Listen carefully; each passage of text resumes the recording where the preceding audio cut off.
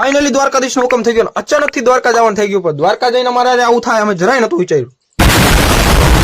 રાત્રે કડકડતી ટાટમાં હું ને મારો ભાઈ હોન્ડા લઈને નીકળી ગયા સીધા દ્વારકા જવા માટે. ભાઈ ટાટ પડતી એટલે ભાઈને કીધું કે હવે થોડીક વાર તમે હોન્ડા લાવી લ્યો. એટલે ભાઈ 2-3 કલાક પછી ફાઇનલી આપણે ભોગી ગયા દ્વારકાના રાતના મસ્ત મજાના નજારામાં. ભાઈ રાત્રે ભાઈ બરોબર દર્શન કર્યા.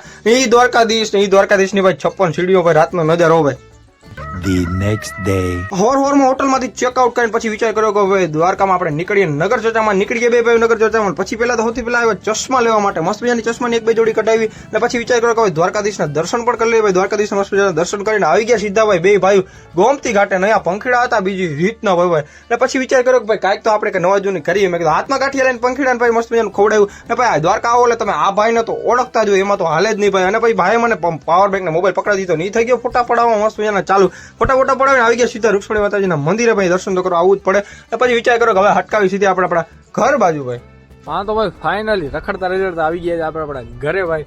અને ભાઈ આજના દ્વારકાના વ્લોગમાં ભાઈ આપણે આટલું જ રાખીએ. વિડીયો ગમ્યો હોય તો વિડીયોને લાઈક કરી ચેનલને સબસ્ક્રાઈબ કરવાનું ભાઈ જરાય ના ભૂલતા હો ભાઈ.